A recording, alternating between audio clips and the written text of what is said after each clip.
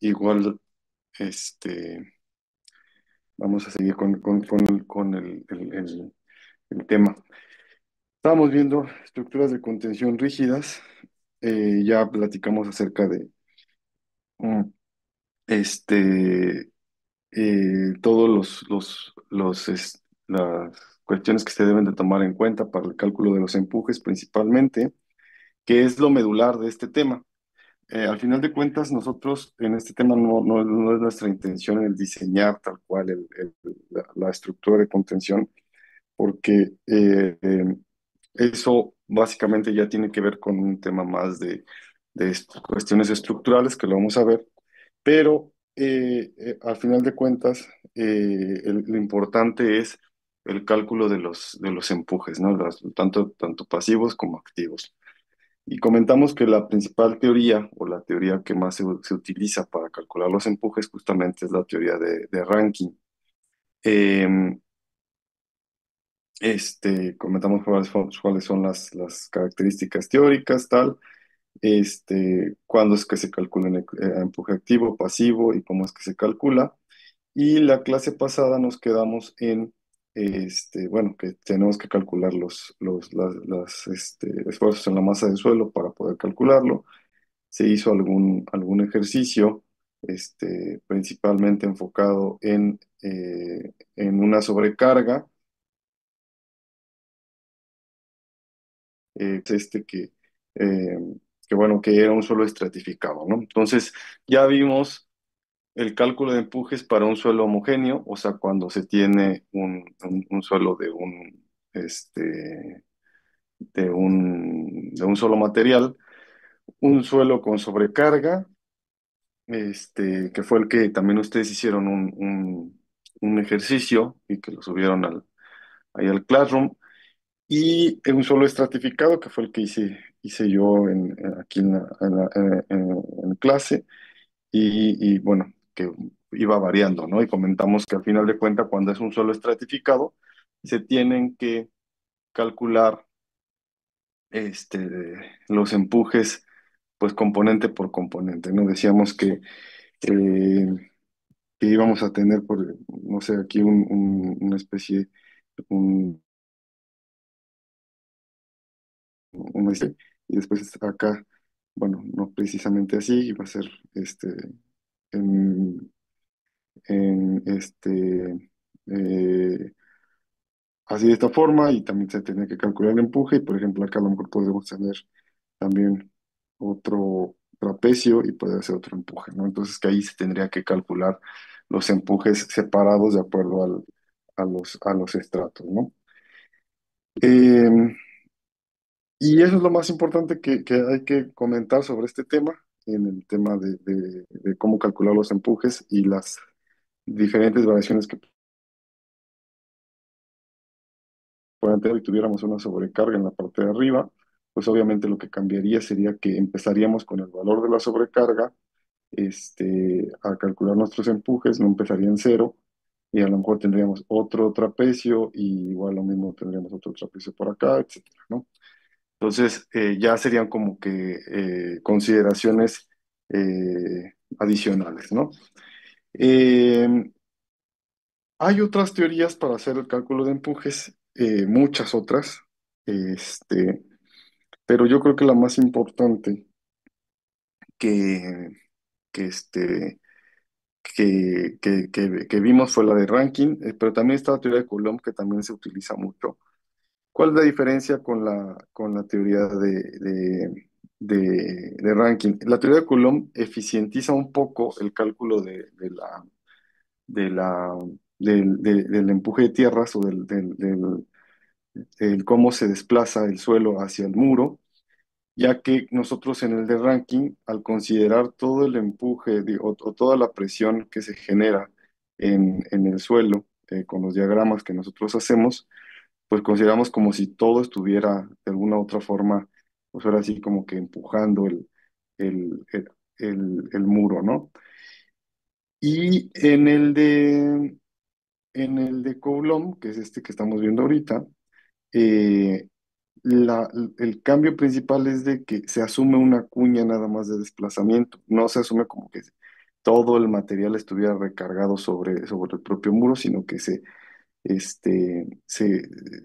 asume una cuña. Además de esto, ya aquí también igual se puede asumir que la superficie del terreno puede no ser horizontal, o sea que puede tener un ángulo de inclinación. En el de ranking, una de las asunciones lo que se establecía era de que la superficie digamos, que daba hacia el muro tenía que ser totalmente horizontal. Aquí ya puede tener alguna inclinación el material y pues bueno, ya se puede considerar también para el cálculo, ¿no? El muro también puede tener alguna inclinación y sin embargo tampoco, pues es como que muy común el que tengamos muros inclinados a menos que la arquitectura así lo demande, ¿no? O que tengamos un remate sobre el muro que no sea totalmente horizontal, cosa que venga con una inclinación. Eso sí es un poco más, a lo mejor más visto, por ejemplo, en las carreteras que tenemos los muritos y que acá tenemos algo que descansa y por acá está la carretera, ¿no? A lo mejor ahí sí tenemos esa inclinación con la cual pues ya tendríamos que calcular un empuje mediante este método. eh, que por el método de ranking también se podría hacer, pero lo que se haría básicamente es, digamos, suponer con ranking un muro más alto, digamos, un muro ficticio, y suponer digamos, todo el empuje sobre el, como si consideramos que es un muro muy alto, pero al final de cuentas la resultante del empuje que nosotros calcularíamos se aplica en el área donde en realidad se tiene el empuje, ¿no? No se aplicaría en toda la carga, ¿no? Eh, Esta teoría de Coulomb, entonces, supone una cuña de falla, una cuña que nosotros, bueno, que se va a proponer, lo borro, que se va a proponer de acuerdo a pues, ciertas características geométricas que, que pueden o no ser, pues digamos, de una forma eh, fija, sino que uno puede ir iterando, ¿no? Nosotros vamos a suponer una cuña de cómo creemos que va fallando el suelo, ya sea de esta forma, o de esta forma, o de esta forma, y sobre eso vamos a ir haciendo las hipótesis que se requieran, ¿no?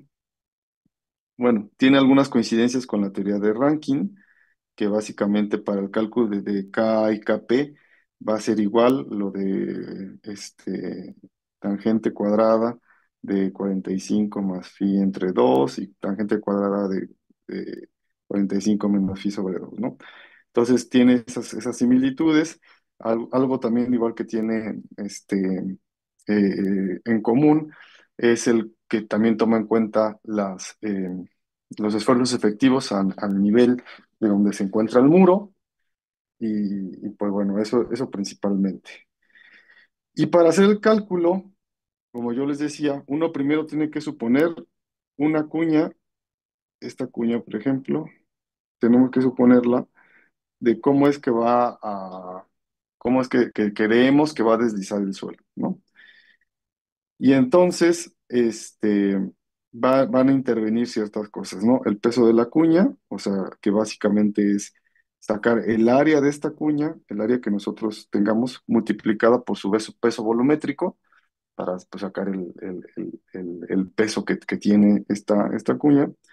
Si hay alguna sobrecarga, la- aquí ya interviene también la fuerza horizontal sísmica, la fuerza vertical sísmica, que ahorita vamos a ver en ese sentido que depende también del coeficiente sísmico,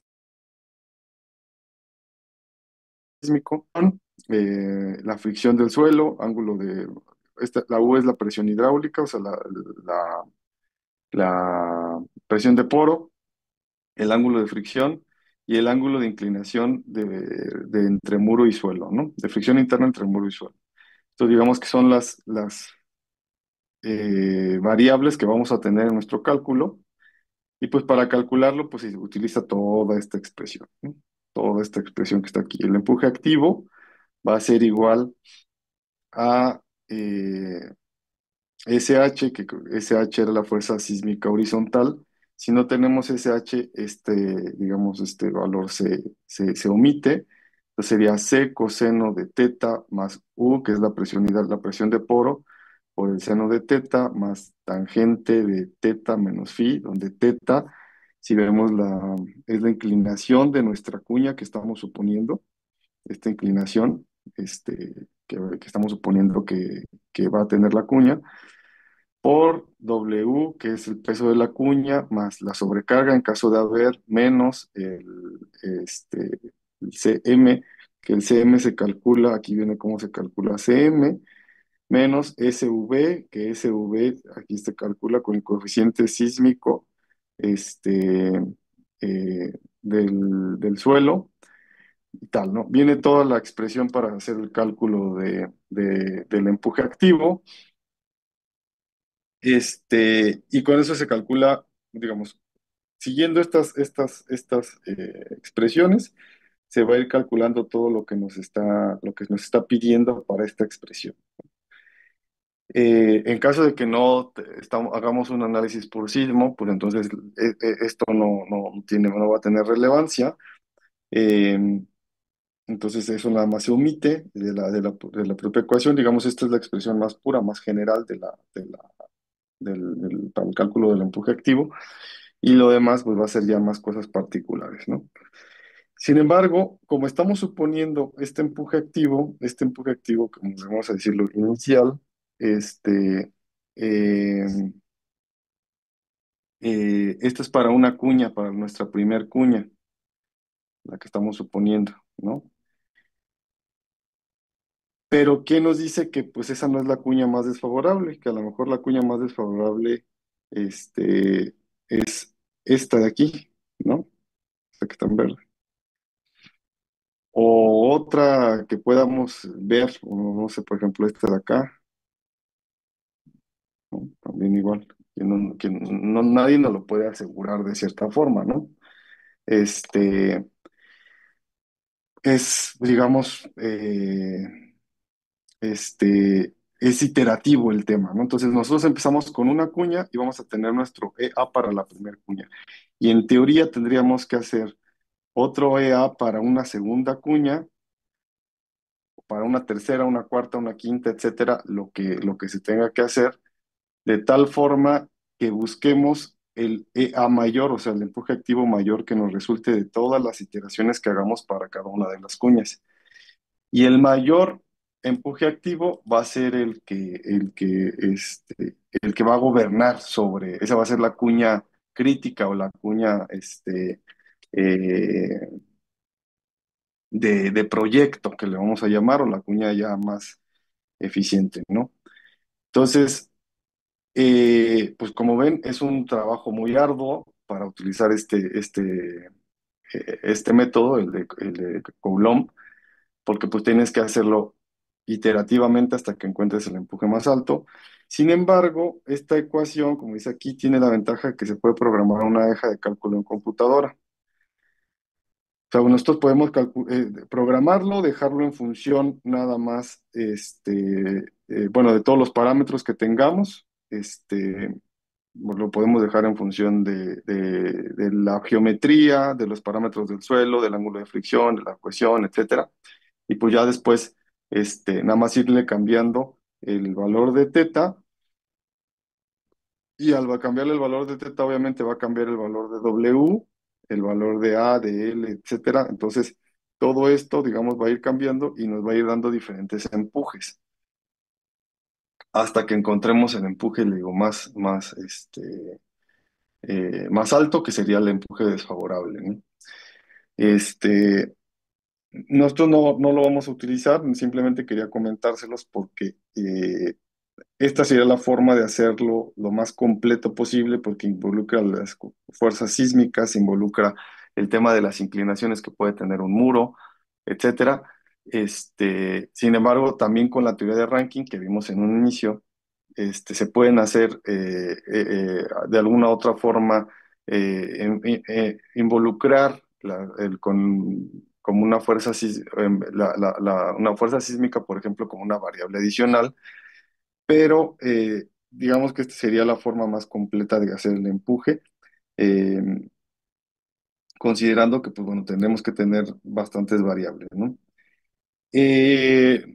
Como les comento, no vamos a hacer, esto suelo hacer alguno en clase, pero ahorita no, ya por cuestiones de tiempo ya no lo vamos a ver.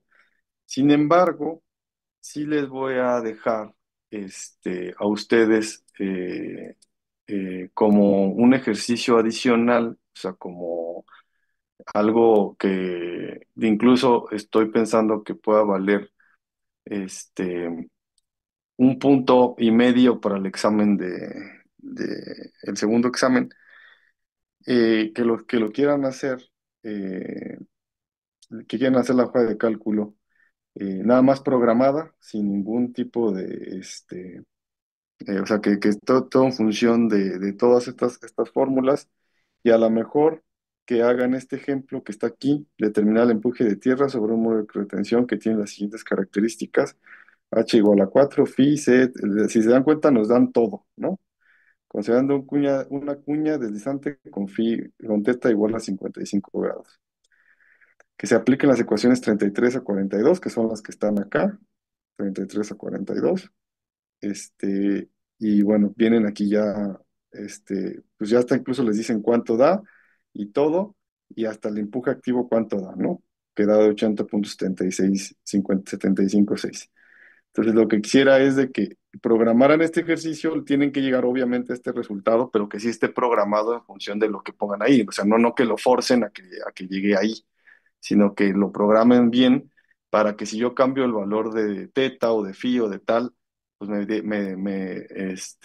pueda yo ver que sí se calcula, que sí llegaron a un resultado aplicando todas las ecuaciones y no nada más ahí como que poniéndole lo que les daba, ¿no?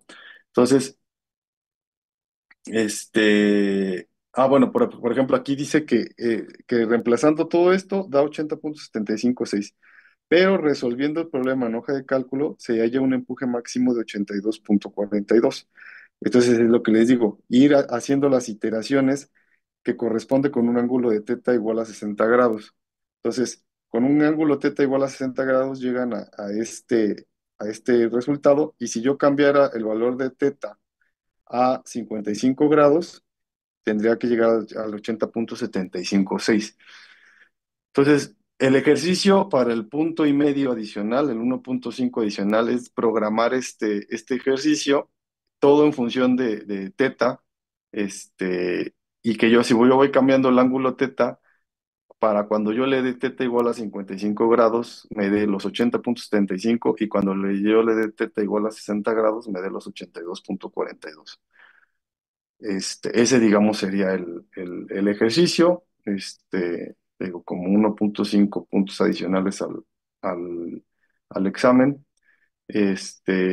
y pues puede ser en Excel, o sea, pues todo está, o sea, todo se puede programar en Excel. eh, son pues expresiones de que nada más involucran sumas, multiplicaciones y divisiones, no hay nada de que logaritmo o algo así, tendría que ser en Excel y tal, ¿no? Edgar levantó la mano. Sí, era para que le regresara a esa diapositiva, pero ya le regreso. Eh, Gracias. ok. Igual ahorita les voy a mandar esta presentación. Es más, de una vez se las mando porque si no después se me olvida. Por el chat se las mando en un momento. Sí se puede mandar por el chat este documento, ¿no? Se supone. Sí. Pues imagínense si se puede, yo creo que documentos también.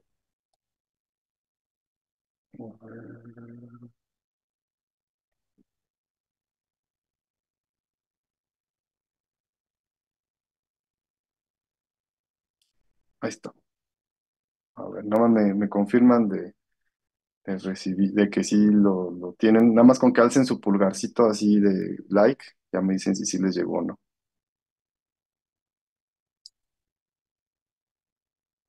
Perfecto, perfecto, perfecto.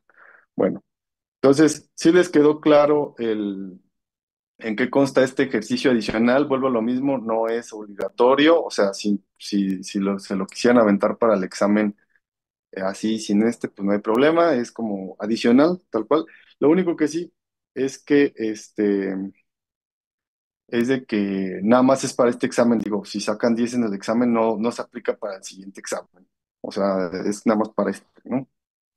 Entonces, ¿tienen alguna duda? Que levanten la mano para darles la palabra. Bueno, parece que no. Entonces, les abro la actividad y tendrían hasta, estamos a 28 hasta el día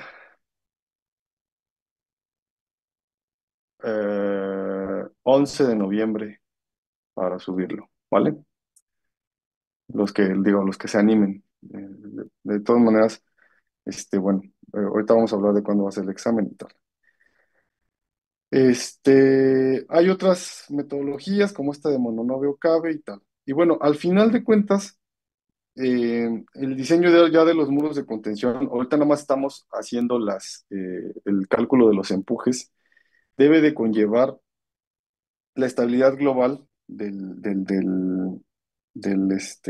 muro, que en realidad esto se calcula con el próximo tema que vamos a ver, que es estabilidad de taludes, la estabilidad del cimiento, que es el deslizamiento, el vuelco rígido, el hundimiento, que también igual este tema de hundimiento lo vamos a ver en el próximo tema de capacidad de carga y la capacidad estructural del elemento de contención. En esto se involucra ya, digamos, el tema de los elementos mecánicos, que básicamente, si se dieron cuenta, nosotros lo que le vamos a dar al estructurista son fuerzas. Él lo que tendría que hacer ya es sacar momentos y tal, y con eso pues ya calcular pues lo que se calculan como una especie de viga, entonces pues ya ahí tendrían que calcular pues para ese empuje cómo tendría que ser, etcétera, ¿no? Entonces, lo que nos va a pedir principalmente a nosotros el estructurista va a ser los empujes, y ya a partir de los empujes, ellos determinarán la capacidad estructural. El hundimiento de la cimentación y la capacidad de carga, nosotros también lo calculamos, que es el siguiente tema, capacidad de carga. El vuelco y la excentricidad también nosotros lo calculamos a partir de la capacidad propia de carga, y la estabilidad global es que ese muro sea estable al final de cuentas, el, este, las tierras pues, pueden tener un deslizamiento como tipo talud. Pues también tendríamos que calcular eso, ¿no? Pero bueno, con esto ya sería ya el análisis final de cómo se calculan los empujes para los muros de contención, y pues sería todo, ¿no?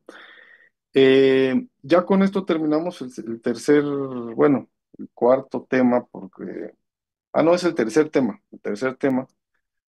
Y este, con esto, pues ya estaríamos en posibilidad de hacer el segundo examen.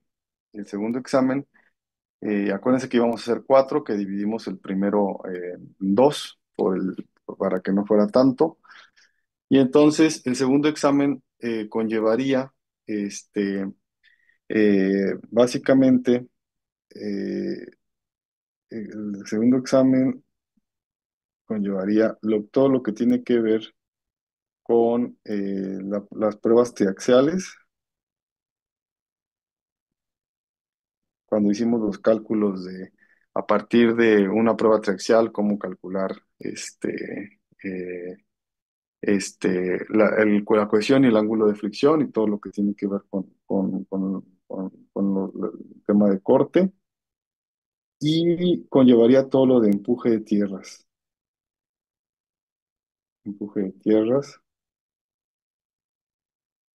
que pues tendría que ver con algo, a lo mejor les preguntaría algo de nomenclatura de muros, a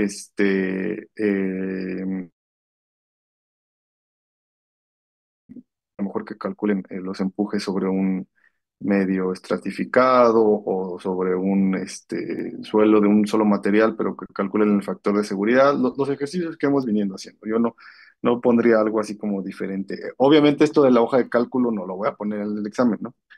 Entonces, sería básicamente de eso el segundo examen. Y este examen sería el martes 4 de noviembre. Si es 4, ¿no? Martes 4. Sí, martes 4 de noviembre. Sería el segundo examen, ¿no?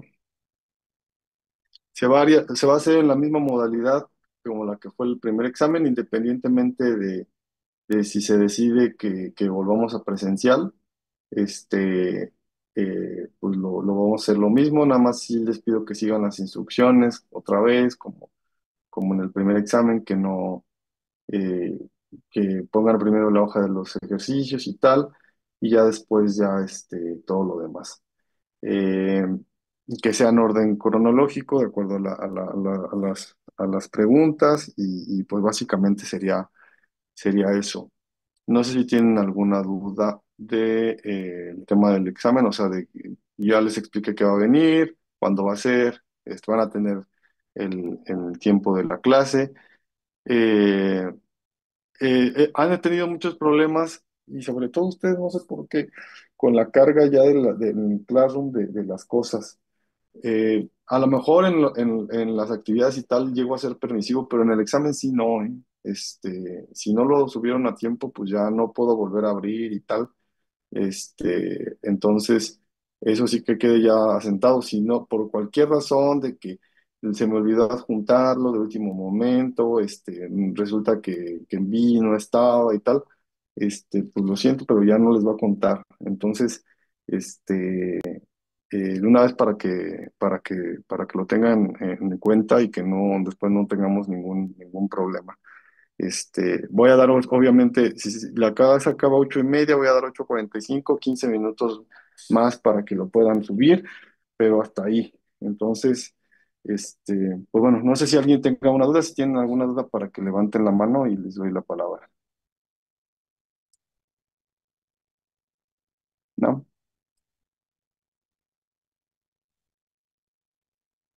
Bueno, entonces vamos a pasar al siguiente tema. Ya si este siguiente tema no viene en el examen de la siguiente semana. Este, Vamos a pasar al siguiente tema porque también igual eh, ya nos está un poco comiendo el tiempo. Un momento. Mm,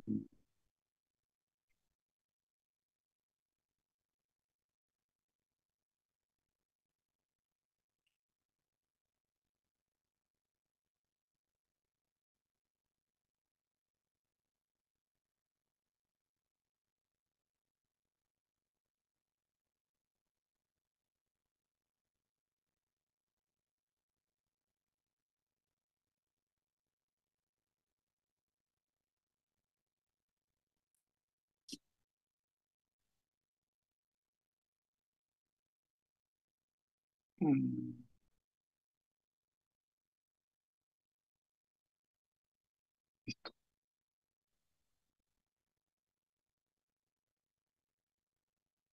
¿Sí ven mi pantalla? Nada más denme así como like. Perfecto.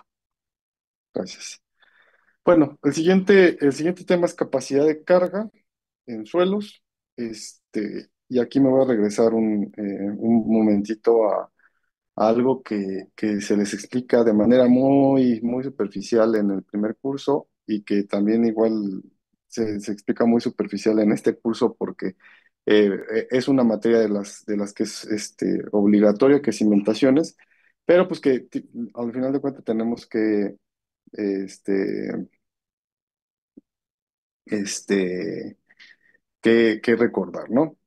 La capacidad de carga es la capacidad que, ahora sí que valga la redundancia, la capacidad que tiene el suelo para soportar cargas, básicamente. O sea, para soportar una carga que se le va a imponer, que la resistencia del suelo no se vea agredida o no se vea superada por algo que le vamos a poner. Como ustedes saben, pues, o sea, el suelo es resistente, pero no es infinitamente resistente, puede ceder. Entonces, esa valoración de cuánto puede resistir el suelo ante una carga, pues, se denomina como capacidad de carga. Y esa capacidad de carga va a ser absorbida por la cimentación. La cimentación es la subestructura, como dice aquí, que transmite todas las cargas de la estructura al terreno, y que tiene que ser estable y con asentamientos tolerables, ¿no? Durante toda la vida útil. Nosotros sabemos que la estructura en general se compone pues principalmente por las acciones permanentes y acciones variables que tiene el suelo, también las accidentales y pues todo lo que está por encima del terreno natural se considera como la estructura, ¿no? Y, y el terreno de cimentación y todo lo que está por debajo del nivel de terreno se le considera como la subestructura y es lo que va a ser la cimentación en general, ¿no? Todas estas cargas las va a tener que recibir el subsuelo, y tienen que ser equivalentes a las que se le van a imponer. Eh, pues como lo saben ustedes, por ejemplo, para diseñar una estructura se necesita de un proyecto arquitectónico y pues básicamente la distribución de cargas que va a tener esa estructura para hacer pues todo lo que ustedes saben de los diseños estructurales de columnas, vigas, losas, etcétera, ¿no?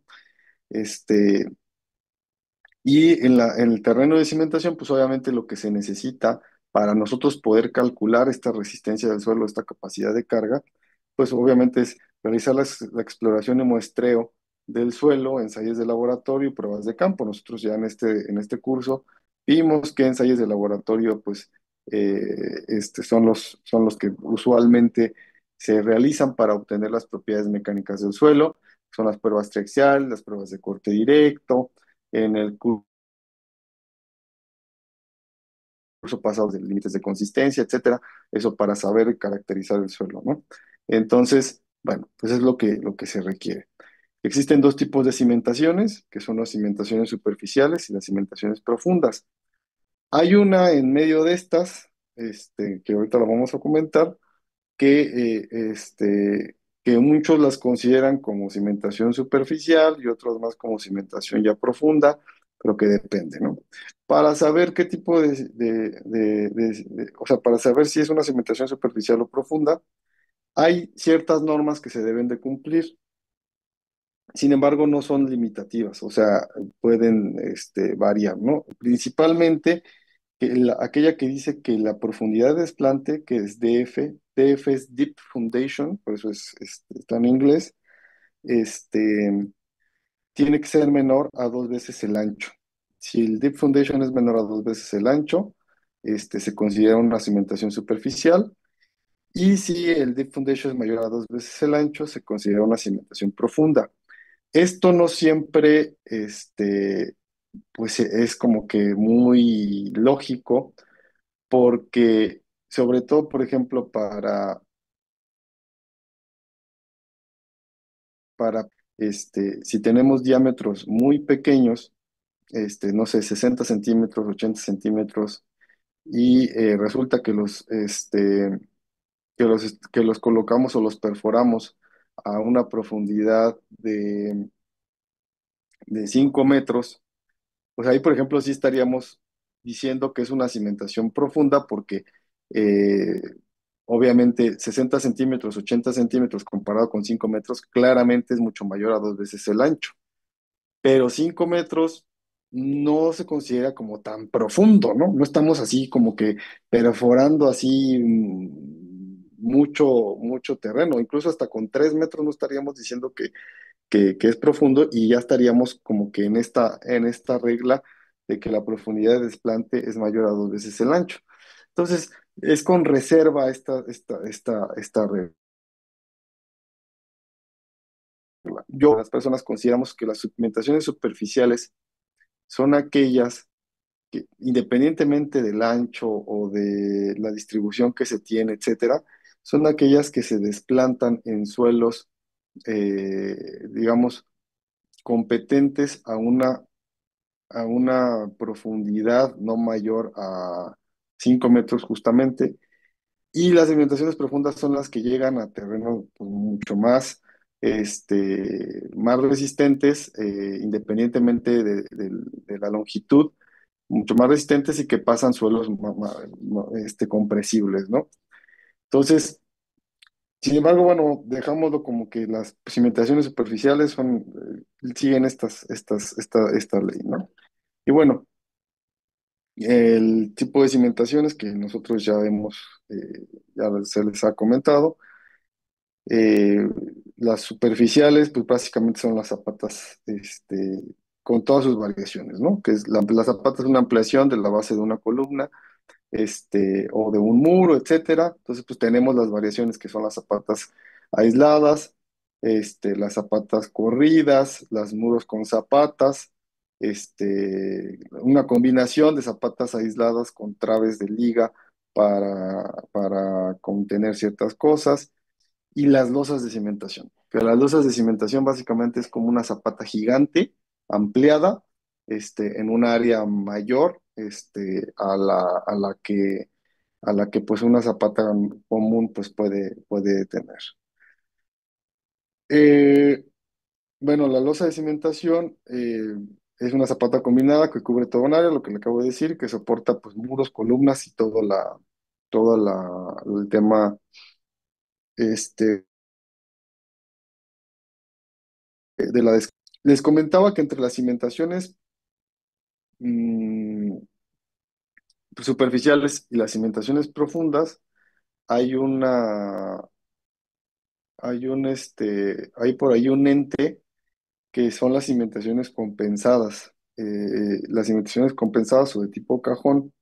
¿Por qué eso es como un ente? Porque eh, si bien, por ejemplo, hay cajones de cimentación que son, no sé, 2, 3 metros y con eso ya podemos decir que son una cimentación de profundidad. También igual pues, se ven cosas de que hay cajones de cimentación, pues por ejemplo los de Torre de Reforma 232 o de los grandes centros comerciales que tienen sótanos y sótanos y sótanos de estacionamiento, pues que ahí obviamente pues ya tienen hasta 6, 7 sótanos, que si lo multiplican por 3 pues ya son 21 metros de profundidad, que pues ya pinta, ¿no? Ya es algo mayor. Entonces, es por eso que estamos como que en medio. Y bueno, dentro de las cimentaciones compensadas vienen las cimentaciones totalmente compensadas cuando el suelo que se excava para generar esos cajones de cimentación o para excavar es igual al peso de la estructura. Es cuando, o sea, cuando es exactamente igual, o sea, que no hay ninguna variación, es una cimentación totalmente compensada. Cuando el peso de la estructura es mayor al suelo excavado, o sea, que que el peso de la estructura todavía es mayor a lo que nosotros quitamos al suelo, es una cimentación semicompensada, o sea, todavía no se alcanza a compensar. Tendríamos que, además de poner los cajones de cimentación, añadir alguna otra estructura o algún otro elemento que pueda ser capaz de resistir las cargas que le vamos a imponer. Y la cimentación sobrecompensada es cuando el peso del suelo que se excavó es mucho mayor al que le vamos a imponer. Y bueno, los que llevaron clase conmigo, comentábamos que el semestre pasado comentábamos que no porque nosotros le quitemos muchísimo peso al suelo para meterle, que le quitemos 5 metros de suelo para ponerle una casa de 2 niveles, con eso ya decimos, bueno, ya no va a haber ningún problema. Pues no, pues al contrario, ¿no? O podemos tener todavía más problemas. No estando en esta condición de que el suelo el peso de la estructura es menor al suelo excavado, con eso vamos a decir ya, cumplimos con el tema de la cimentación, pues no. Tendríamos que hacer otras consideraciones porque también el suelo va a tender a descomprimirse, a expandirse, a recuperar el lugar en donde estaba. Si tú no le estás aplicando la carga a la que estaba impuesto, pues obviamente el suelo pues va a tender a volverse a reacomodar, ¿no? Y pues ustedes saben que, bueno, usted, por ejemplo, no sé si uno lo ve que cuando haces un hoyo en el suelo, pasan los días y tal, y de repente, pues lo tratas de volver a rellenar y resulta que te sobra material. ¿Por qué? Porque ya se redujo el volumen por la compactación, etcétera, ¿no? Entonces, ese tipo de problemas es el que pues genera el tener una cimentación sobrecompensada, ¿no? Eh, eh, bueno, también igual, pues hay unas cimentaciones compensadas con pilotes, que ya es el tema de cimentaciones profundas. Las cimentaciones profundas son las que, como decía yo, pasan un suelo compresible, un suelo blando y llegan a un suelo resistente. Esa es la definición un poco mejor adaptada a la que es una cimentación profunda, con elementos como son pilas, pilotes, y que transmiten las cargas al terreno, hasta llegar a un suelo resistente en el cual pues aseguremos que pues las cargas que vamos a imponer pues van a ser transmitidas de forma correcta, ¿no? Y bueno, para definir o para saber qué tipo de cimentación va a ser aplicable a alguna estructura, está, por ejemplo, este nomograma, que también igual no me gusta mucho, y que pues muchas veces también igual no es tan certero, donde nos dice, ¿qué tipo de estructura tenemos, ¿no? ¿Qué magnitudes de carga tenemos? ¿Una estructura pequeña, una estructura mediana o una estructura grande? Bueno, pues tenemos una estructura mediana. Ok, mediana. Tu suelo tiene que una resistencia muy alta, baja, media, alta o muy alta. No, pues tiene una resistencia pues media, ¿no? Entonces, si nuestra estructura tiene magnitudes medias y una resistencia media, pues estás ahí entre losas, incluso cajones, una parte, o si tú me apuras, en la parte más baja hasta zapatas, ¿no? Es lo que tendrías que recomendar, ¿no? Básicamente. Si dices, no, bueno, fíjate que es una estructura muy grande, si se dan cuenta, muy alta, pues ya te está diciendo que con pilas o pilotes, ¿no? O sea, ¿por qué? Porque tienes una resistencia muy, muy, muy alta, ¿no? Entonces, digamos que este nomograma puede ser utilizado y tal como para definir qué tipo de cimentación este, vamos a tener. Sin embargo, tampoco no es como que, como que una regla que se utilice para el diseño, ¿no? Tendría que ser primero revisar los tipos de estructura, el tipo de suelo que tenemos, etcétera. Un momento. Ahora bien, ¿cuáles son los criterios para el diseño de una cimentación? Uno, que no se hunda el terreno o que el coeficiente de seguridad sea adecuado, o sea, que digamos que no nos pase esto de que por las cargas que le estamos imponiendo el terreno se nos vaya a hundir, ¿no? Que no se dañe.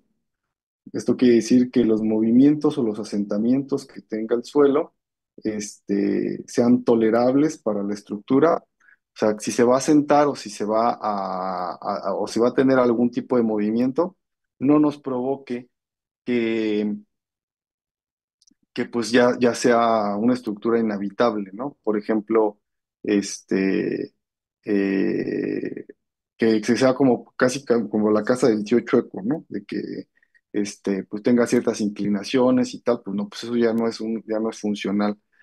Y la otra que no dañe a otros, que digamos que por el efecto de las excavaciones o por el efecto de la estabilización que se tiene que hacer para hacer la cimentación, no estemos dañando a estructuras vecinas o estructuras aledañas que pudiera generar algún problema, ¿no?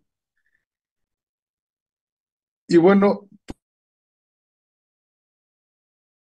para eso nosotros vamos a suponer que para calcular la resistencia del suelo, la capacidad de carga, una forma de rotura del suelo, o sea, este, una forma como se va a comportar el suelo ante la aplicación de una carga, ¿no? Y esa forma de rotura, créanme ustedes que es muy particular y característica en la cual, pues, es como vemos nosotros que se hunde cualquier cosa, ¿no? Esta forma de rotura la definió Terzaghi-Peck, en donde pone que son tres zonas, para un equilibrio, que es una cuña triangular, la primera, que es la que está en contacto directo con la cimentación, este, dos cuñas radiales, que digamos que son las que se generarían a los costados, que sería esta y que sería esta, las dos cuñas radiales, y una cuña pasiva en la parte, en la parte final, que pues básicamente recibirían el impacto de las cuñas radiales, ¿no? Entonces, una parte que pues básicamente de la triangular, al hundirse moviliza dos zonas, dos cuñas radiales, y al movilizar esas dos cuñas radiales también movilizan a la cuña pasiva, que es la parte, la última parte, ¿no?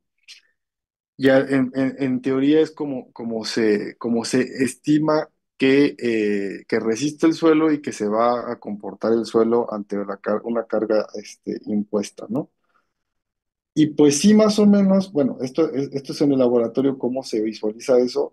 Se aplica una carga en la parte central, una cuña triangular es la que se va a poner aquí, dos radiales empujan y una pasiva sube, ¿no? Y entonces, lo que les decía, ustedes le ponen analogía porque, por lo general, ustedes cuando hacíamos mucho o les he comentado, el ejercicio de poner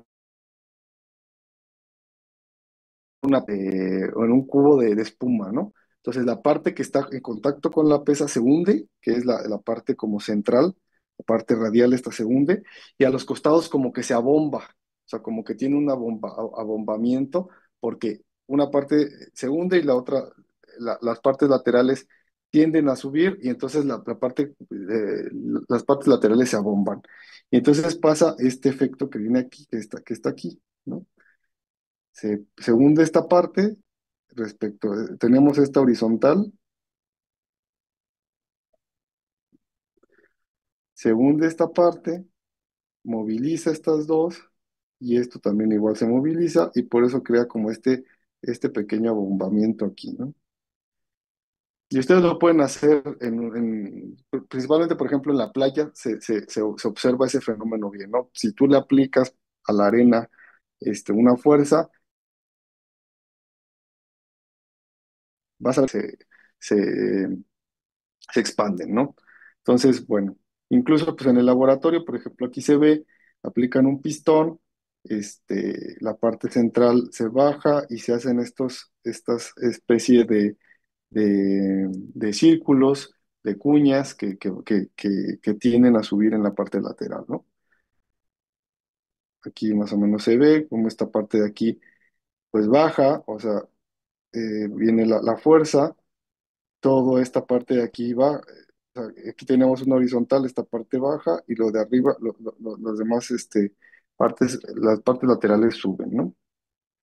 Aquí un poquito más se ve ese fenómeno.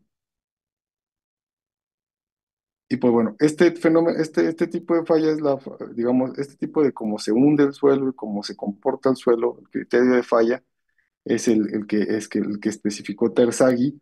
Y a partir de este criterio de falla o de esta forma en la cual se comporta el suelo, mediante se moviliza la carga, la parte triangular y después los extremos y tal, a partir de esto, se crearon otras formas otras formas de falla para identificar y para cuantificar la capacidad de carga del suelo. Por ejemplo, esta de Besic, que básicamente replica lo mismo que hizo Terzaghi, sin embargo, bueno, que considera otras cosas como que eh, a pesar de que se desarrolla una zona activa radial y pasiva, el BESIC considera que esto nada más se puede aplicar en suelos, en arenas densas y arcillas preconsolidadas o de baja compresibilidad. O sea, como que nada más para lo que si vamos a utilizar la fórmula de BESIC, que vamos a ver más adelante, solo sería aplicable en este tipo de suelos. Hay una fórmula general que sí se aplica para ya cualquier tipo de suelos que involucra varias cosas, pero lo vamos a ver más adelante. Y bueno, un poco lo que les comentaba, este, la capacidad de carga de los suelos, si bien muchas veces no vamos a ver así como que se hunda el suelo o que el suelo ya no tuvo resistencia y tal, o que los asentamientos también, no vimos hay un boquetón en el que se fue toda la estructura, pero sí se manifiesta pues con este tipo de agrietamientos, ¿no? En los cuales es claro y es obvio que una parte de la estructura está bajando, este, y a lo mejor por el tema estructural, el que aquí estaba una dal, etcétera, pues uno queda más adherido a la parte de arriba y pues por eso se generan las grietas, ¿no?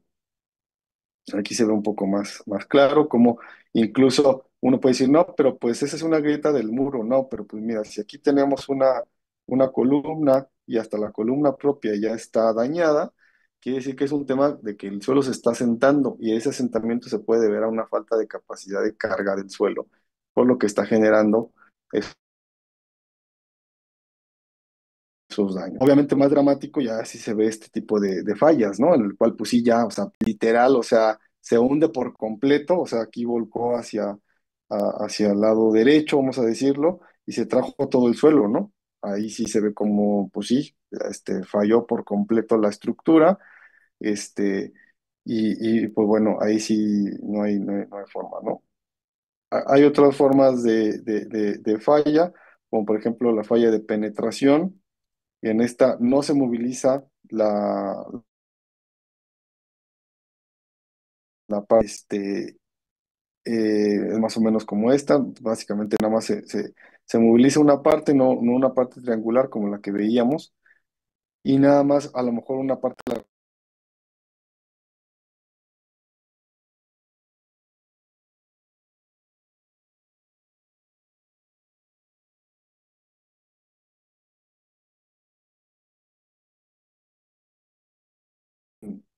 en zonas cercanas a cantiles, en la zona, por ejemplo, de Santa Fe o en las zonas donde estamos muy cerca de lomas, pues al no haber continuidad del suelo, pues no se alcanza a se desarrolla la cuña en una parte, pero al tratar de empujar hacia los costados, pues sí, de un lado sí empuja, pero del otro lado ya no empuja. Bufa esto y a lo mejor si esto no es tan resistente, pues va a tender a colapsar, ¿no? Esas son las fallas ya más por continuidad o por funcionamiento que básicamente dependen en que no hay una continuidad en el suelo y no se alcanza a desarrollar esa forma general como nosotros pensamos que se va a comportar el suelo. Pues bueno, ahí pasa, ¿no? Cómo queda, ¿no? La estructura.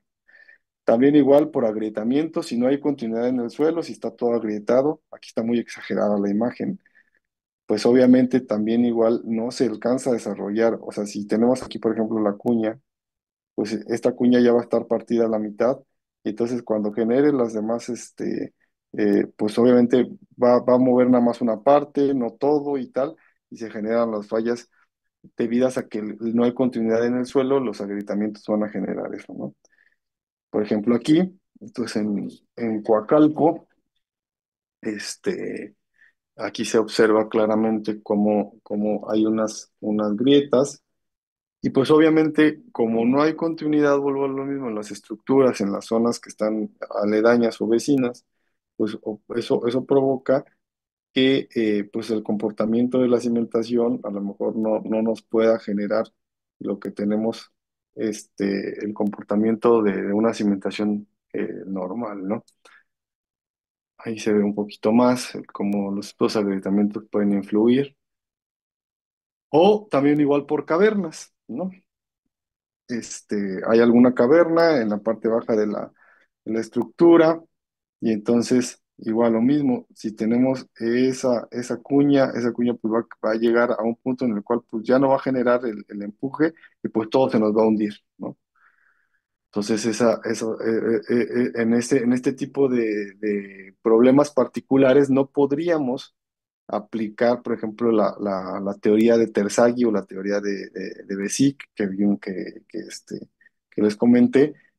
Son casos particulares en los cuales primero tendríamos que analizar perdón, el dimensionamiento de la caverna o la separación que hay entre las grietas o la apertura que tienen las grietas, etcétera, etcétera. Y ya una vez que tengamos cuantificado eso, pues se analiza de alguna otra forma y no tan lineal, ¿no? También igual se da el caso de que pues al estar cerca de ambientes marinos, la erosión va generando pues falta de continuidad en el suelo y pues también igual pierde resistencia al suelo y pues generan este tipo de problemas, ¿no? Etcétera.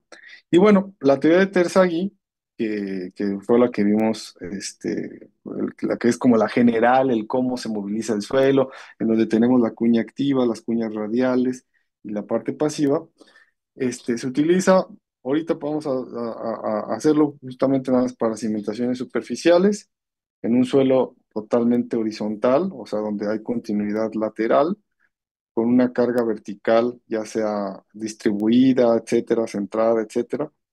Este, y bueno, no toma en cuenta la resistencia cortante a lo largo de la superficie de falla, o sea, de alguna otra forma subestima ciertas cuestiones como esta resistencia que sí se genera en el suelo entre esas cuñas, pero bueno, no la toma en cuenta.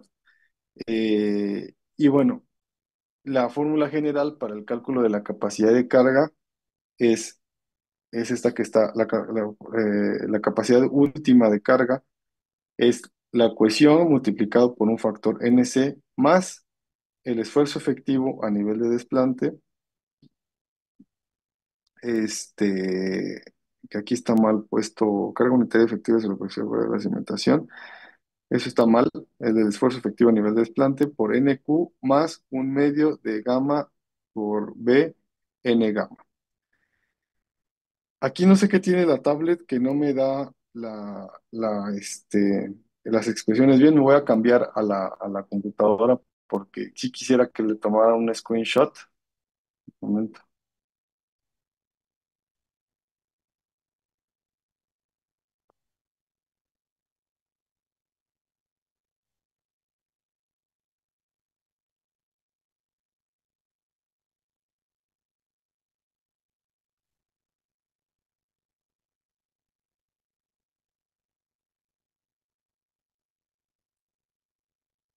listo.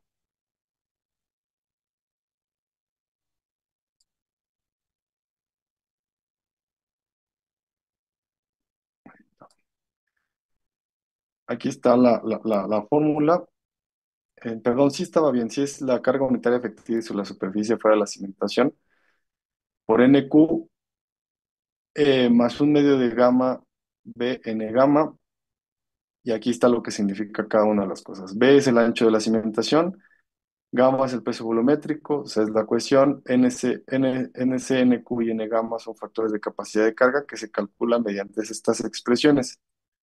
NC es igual a la tangente a la menos uno de phi por todo este relajo, o este, para más tranquilidad, tangente a la menos uno de phi por NQ menos uno. Pero entonces esto nos obliga a calcular NQ. NQ es igual a E a a la pi, E a la pi por tangente de phi, tangente cuadrada de 45 más phi entre 2. Y N gamma es 2 por NQ menos uno por tangente de phi. Se dan cuenta, digamos, lo laborioso está en calcular NQ, NC y N gamma, porque pues lo demás pues es simplemente matemática, ¿no? O sea, de sustituir valores y tenerlo, ¿no?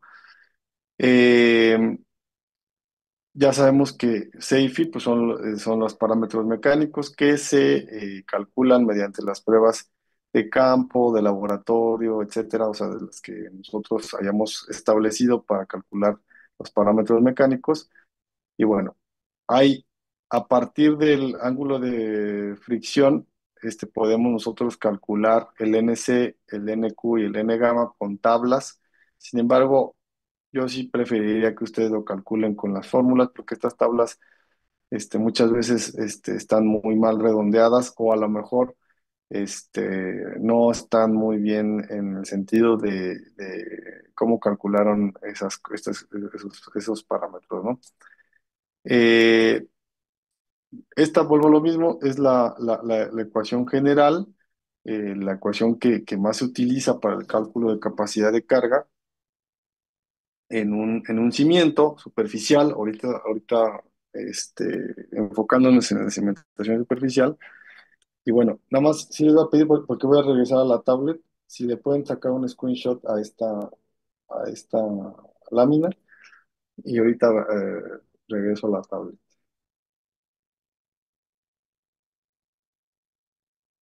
Bueno, voy a dejar de compartir. A ver si-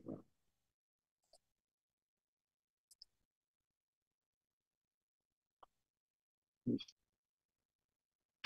Ahí está. Es que no sé por qué me pasa que, si alguno de ustedes sabe que me explique, cuando lo pongo en el PowerPoint de la tablet, me borra paréntesis y cosas, no sé por qué será. Por eso me tengo que regresar a la computadora. Pero bueno, este, volvemos a lo mismo. Esta fórmula que está aquí, básicamente, un momento,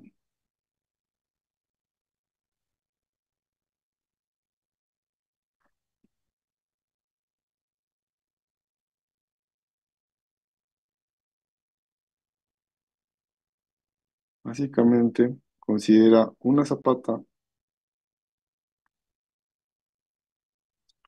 que tiene un ancho B sobre un suelo que obviamente va a tener un peso volumétrico, una cohesión, un ángulo de fricción. Y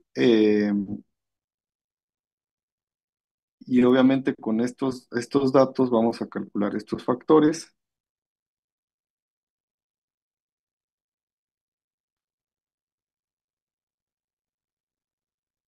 Y bueno, este va a ser un dato, este también va a ser el dato, etcétera, ¿no? Entonces, bueno. Hay otra teoría que es la teoría de Skempton, que lo que hizo Skempton fue básicamente generalizó la forma de Terzaghi para una cimentación de un largo infinito, ubicado a una profundidad bastante por debajo de la superficie.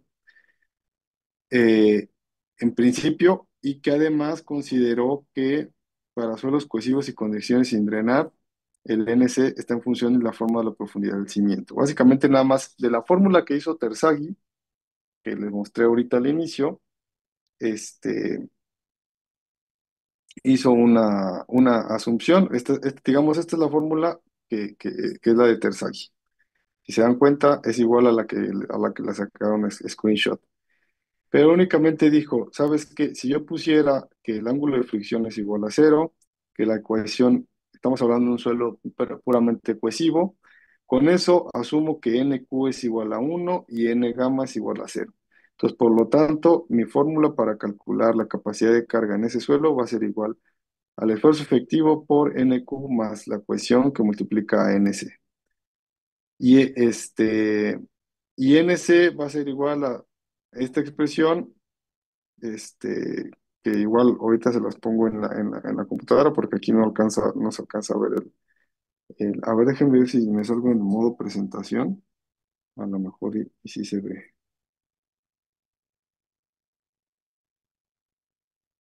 No, tampoco. Ah, no, sí, sí se ve un poquito más. Ahí está. No, no se ve. Pero bueno, Skempton lo único que hizo básicamente fue reducir la fórmula de Terzaghi a esta expresión. Obviamente los parámetros NC igual eh, que básicamente es el único que necesitaríamos porque NQ va a ser igual a uno, N gamma ya no lo tenemos, y el NC se determina mediante esta expresión, ¿no? Únicamente esto es para suelos puramente cohesivos, porque estamos asumiendo que el ángulo de fricción va a ser igual a cero, ¿no? Esa es la única como, eh, digamos, simplificación que hizo Skempton para la fórmula de Terzaghi, ¿no? Y un momento,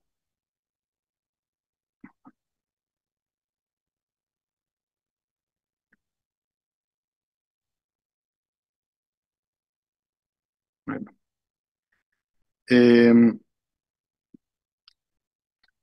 Un poco hablando del concepto de capacidad de carga, vamos a tener ciertas nomenclaturas para expresar o para referirnos a la capacidad de carga, ¿no?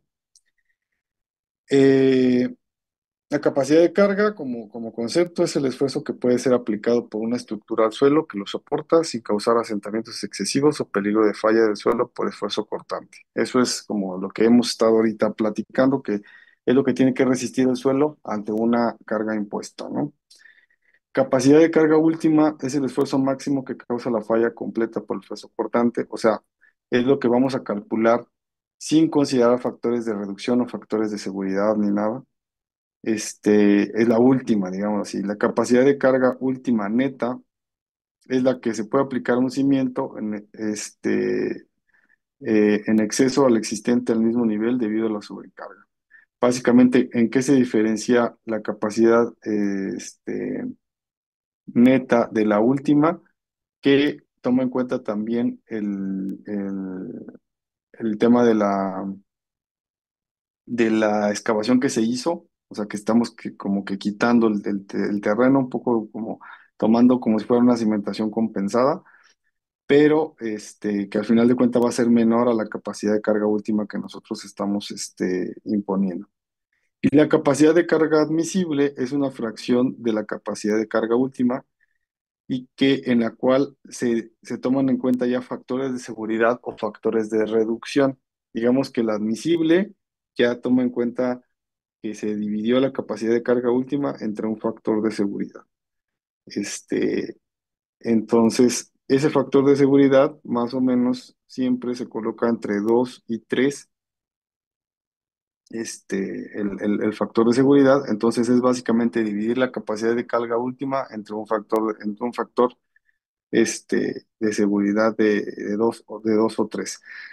Nosotros para diseño, los dos términos que más utilizamos, bueno, el de capacidad de carga, que es el capacidad de carga ya nominal, pero utilizamos el término capacidad de carga última y capacidad de carga admisible. El término capacidad de carga neta es muy poco utilizado, pero nada más el capacidad de carga última y el admisible. El de última es para digamos, el que calculamos sin tomar en cuenta ningún factor ni nada y que es la capacidad última que va a tener el suelo para resistir, y la admisible ya es tomando en cuenta factores de seguridad. Bueno, hay otros métodos para calcular la capacidad de carga o capacidad de hundimiento, que como también la llaman, por ejemplo, de Brinch-Hansen, en el cual ya toma en cuenta ya mil cosas, ¿no? O sea, este, pero que siguen el principio de Terzaghi, ¿no? CNC, gamma, DNQ, un medio de B, gamma, N gamma, o sea, siguen el principio de tener estas tres cosas, pero adhiriéndole cositas más, ¿no? Bueno, en este caso SC, SQ, S gamma, DC, DQ de gamma y C y Q y gamma, ¿no? ¿Y qué es eso de SC, SQ y S gamma en el método de Brinch-Hansen? SQ son los coeficientes, bueno, todo lo que tiene S son los coeficientes de forma. Dependen de las dimensiones de la cimentación y del ángulo de fricción interna, que consideran, por ejemplo, que si la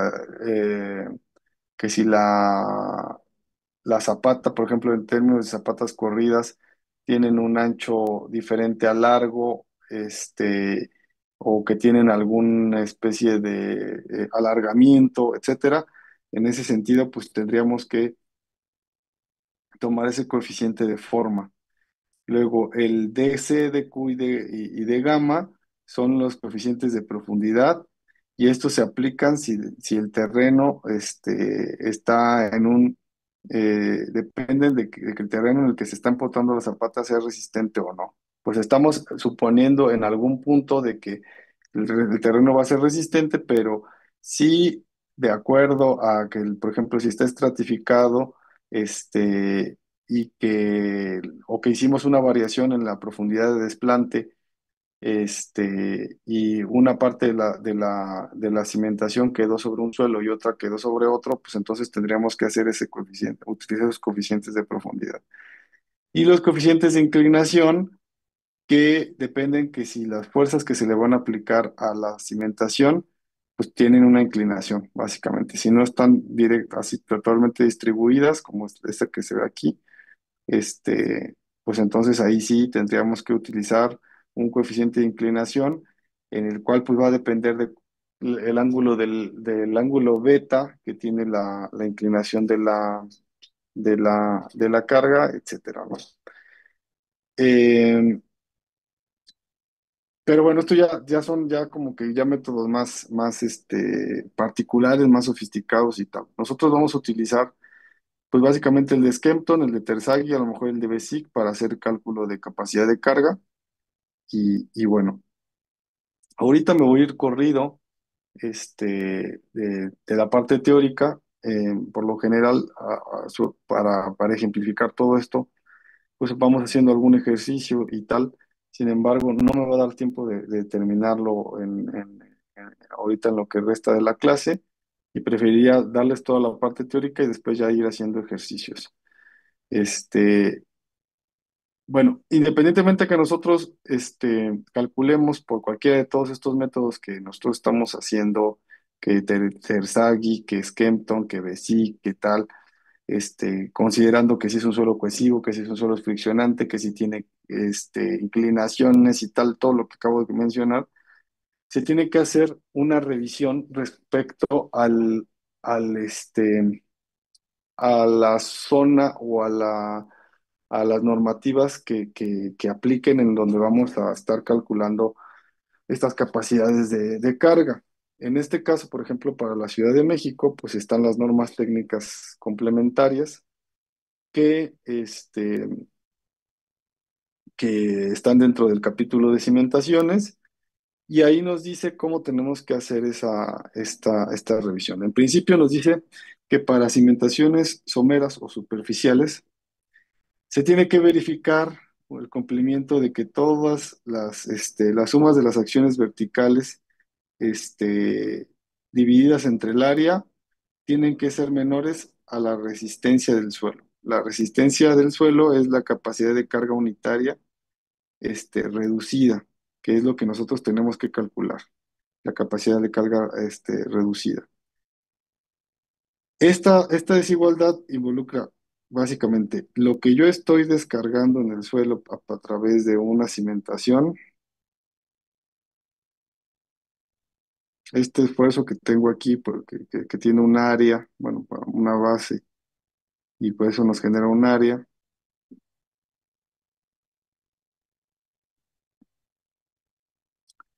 tiene que ser menor a la resultante de la capacidad de carga que da el suelo, ¿no? Con eso empezamos, o sea, con eso es lo que dice, básicamente las acciones que le vas a imponer tienen que ser menores a la resistencia que tiene el suelo, que pues es muy lógico, ¿no? Pues sí, porque si es mayor, pues entonces quiere decir que el suelo va a fallar. ¿Y cómo calculo esta resistencia o esta capacidad de carga reducida, como ellos lo comentan? Dicen, mediante métodos analíticos, este, y dicen, este enfoque será aplicable solamente a suelos uniformes, o sea, que no tengan ninguna discontinuidad. Este, eh, y bueno, dice que la resistencia va a ser igual a CU para suelos cohesivos, primero, CU por NC por un factor de reducción más el esfuerzo efectivo a nivel de desplante. Eh,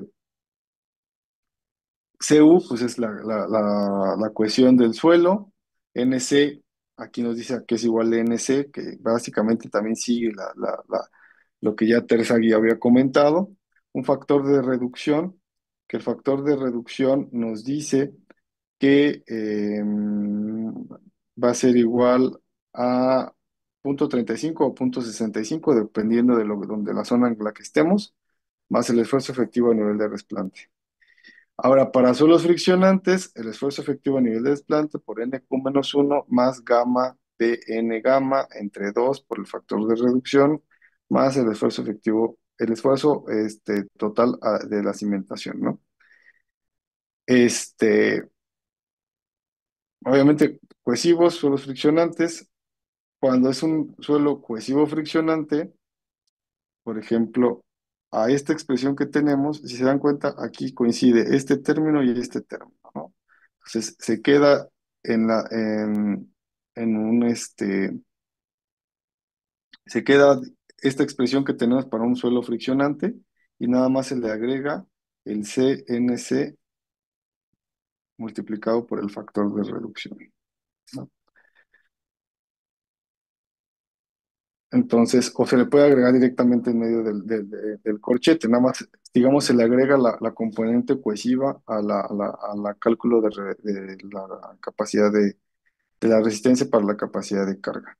Pero si se dan cuenta, pues seguimos lo mismo de CNC más gamma, BN gamma, más el esfuerzo efectivo a nivel de desplante, lo que ya también igual Terzaghi de alguna otra forma lo había comentado. Ay, por ahí.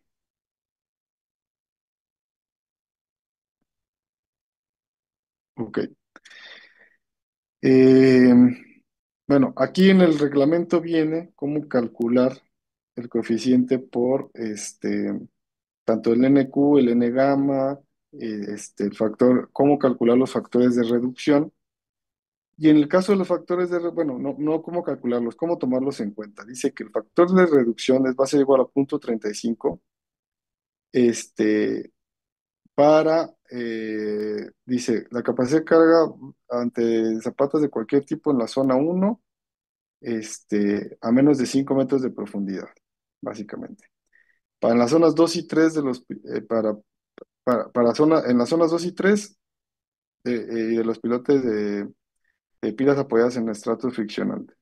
Y para punto 65 en todos los demás casos. ¿Qué es esto de la zona uno, zona 2 y zona 3? En la Ciudad de México hay una zonificación geotécnica de cómo está dividida de acuerdo al tipo de suelo, la ciudad. Digamos que primero, para la zona del lago, la zona uno es la zona de lomas, la zona 2 es la zona de transición y la zona 3 es la zona del lago. En la zona del lago, pues obviamente hay también hasta diferentes tipos también de zona del lago. Y entonces lo que nos dice que en zona uno prácticamente vas a ocupar siempre el punto 35. En las zonas 2 y 3 solamente en zapatas de colindancia desplantadas a menos de 5 metros de profundidad. Y prácticamente para todo lo demás es punto 65. Entonces, es lo que nos dice el reglamento, el cómo calcular la capacidad de carga o la resistencia, como lo llaman unitaria, para estos casos, ¿no?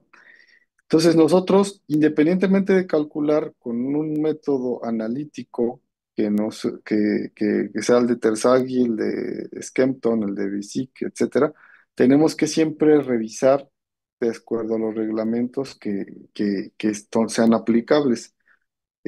Una vez que ya revisemos, tenemos que ver qué valor nos da pues, mediante un método analítico y mediante el método del reglamento.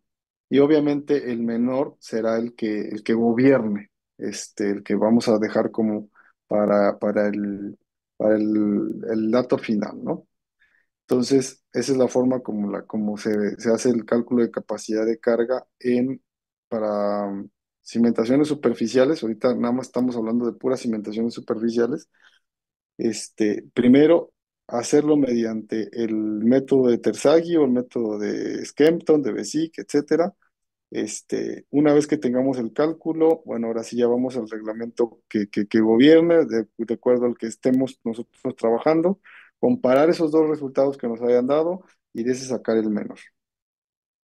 Entonces, básicamente, en eso consisten los métodos para calcular la capacidad de carga, en cimentaciones superficiales. Mm, Esto ya cimentaciones profundas, pero bueno. Eh, Ahorita, eh, este, les voy a pedir bueno, les voy a ir mandando esta presentación también por avanzado. No se las voy a mandar ahorita, se las pongo en el Classroom. Lo que me interesa mucho es de que se queden con el enfoque de cómo es que están cómo se desarrollan los métodos de falla para un suelo de acuerdo a las cargas aplicadas, cuáles son las teorías que se ocupan, que es la de Terzaghi, la de Skempton, la de Besic, etcétera, y que sepan que independientemente del cálculo de la capacidad de carga, nosotros tenemos que hacer una revisión con las normas existentes. En este caso, como estamos en la Ciudad de México, pues bueno, en la Ciudad de México. Pero si estamos en Guadalajara, tienen ellos su propio reglamento y tendríamos que checar su reglamento correspondiente. Muchas veces esos reglamentos pues, te dicen, hazlo como conforme al reglamento de la Ciudad de México y entonces pues te tienes que regresar al reglamento de la Ciudad de México. Pero bueno, les digo, como ya sigue, no me daba chance de acabar el ejercicio.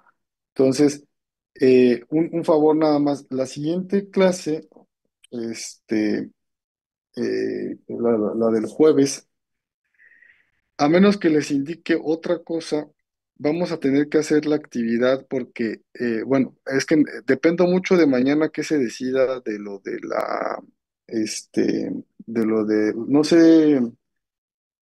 Sí es mañana, ¿verdad? Que se van a dar los resultados de la encuesta y tal, ¿no? Si se sigue en clases presenciales o en línea. Si, si se llega a la determinación de que vamos a seguir en línea, la siguiente clase vamos a hacer una actividad, les voy a dejar una actividad durante el, este, durante la clase para que ustedes, básicamente vamos a tratar de replicar lo de la prueba de triaxial, porque ya no harían esa práctica. Seguimos en línea, entonces tengo que de una forma evaluarles esa práctica. Y entonces les dejaría en el Classroom una actividad relacionada con esa práctica, ¿no? Que básicamente sería que de acuerdo al prontuario de la práctica esta de prueba triaxial, ustedes me hagan un resumen, contesten algunas preguntas que les pondría yo en el Classroom durante el tiempo de la clase y eso se los contaría como la práctica. Si no pasa eso, o sea, digamos que si regresamos a presencial, pues entonces ya programaría la práctica de serie triaxial para que sí la hagan en lo que sigue de la clase. ¿Por qué es importante que sea el jueves? Porque sí voy a preguntar de eso en el examen de la práctica en serie traxial. Justamente, pues es uno de los temas que vería en el examen, ¿no? Entonces, nada más pues dependería de ver, porque obviamente si seguimos en línea, pues ya no, ya nunca tendrían esa práctica, ¿no? Entonces, por eso que haríamos esta actividad y ya se las dejaría yo para que la hagan durante el desarrollo de toda la clase. Si sí se va a presenciales, nada más tendría que yo checar con el laboratorista si todavía me puede programar esa práctica, porque en teoría la tendríamos que haber hecho en las primeras semanas. Si me dice que sí, pues bueno, ya nos vemos el jueves, normal, y si no, pues ya les dejaría yo en el Classroom la actividad que tendrían que hacer para que se compense esa práctica de laboratorio que en teoría pues no van a hacer, ¿no? Entonces, pues nada más estén al pendientes del Classroom.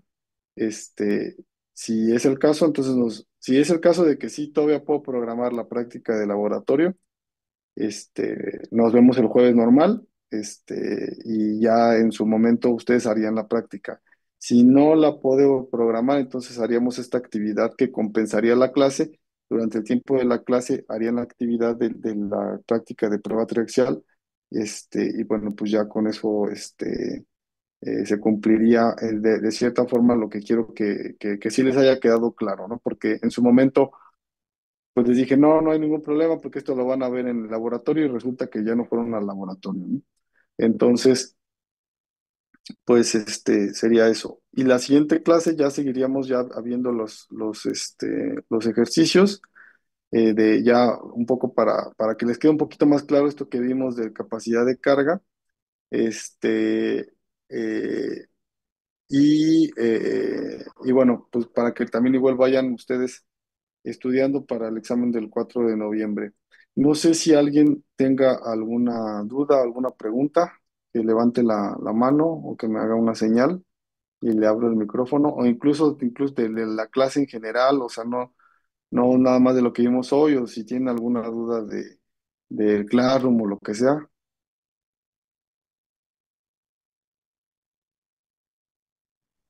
Sí, ¿el ¿No? examen de qué tema sería entonces? De lo que no terminamos de ver del tema uno, de cómo calcular las pruebas triaxiales, el que les doy yo, los esfuerzos, los sigma 3 ustedes tienen que calcular sigma uno, hacer los círculos de amor, etcétera. Todo eso es ejercicios que hicimos en clase, de eso, más lo de empujes, que calcular empujes en medios homogéneos, medios estratificados o con sobrecarga. Ok, gracias. ¿Alguna otra duda? Yo, profe, le iba a decir que el ejercicio de tracción la de la segunda parte. A esa clase sí fui, pero me confundí de la fecha y acabo de ver y si no pude entregarla. No sé si me puede abrir el espacio o es señal. Fue el que se entregó el 26 de septiembre. Ok, mira, vamos a hacer algo para que sea justo con todos tus compañeros y por el tema también igual de que yo también igual ahí medio he complicado las cosas y tal. Este, levante así el pulgar, ¿cuántos, yo los cuento aquí, cuánto les falta una actividad o varias actividades? Uno, dos, tres, puta, cuatro, cinco.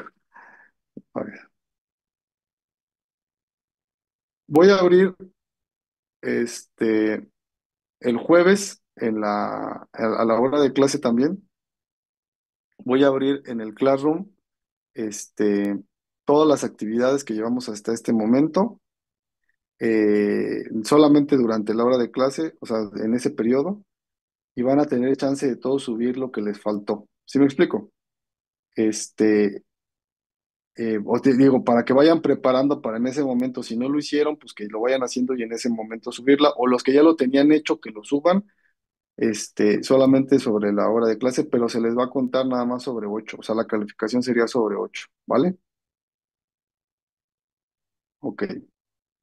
A ver, nada más da un pulgar si le entendieron a lo que comenté. Ok, muy bien. Entonces, hacemos eso de que ustedes ya saben qué actividades les faltaron, váyanlas preparando para que lo voy a abrir todas las actividades ese día a la hora, este jueves 30, ¿sí es 30? jueves 30 a la hora de clase, suben lo que les faltó, que no sé qué, excepto el examen, el primer examen ese sí no lo van a poder subir, pero lo que tiene que ver con prácticas y todo lo demás, eso sí lo van a poder subir, pero nada más durante la hora de clase, ¿vale? Entonces, pues yo les mando un correo, bueno, les subo ahí en el Classroom, si sí nos vemos el jueves o si les dejo esa actividad, dependiendo de lo que me diga el laboratorista, y dependiendo también de los resultados y tal, y si no nos veríamos hasta el próximo jueves, porque el martes siguiente es el examen, ¿no? Entonces, pues bueno, ahí estamos pendientes y pues muchas gracias. Nos vemos. Gracias.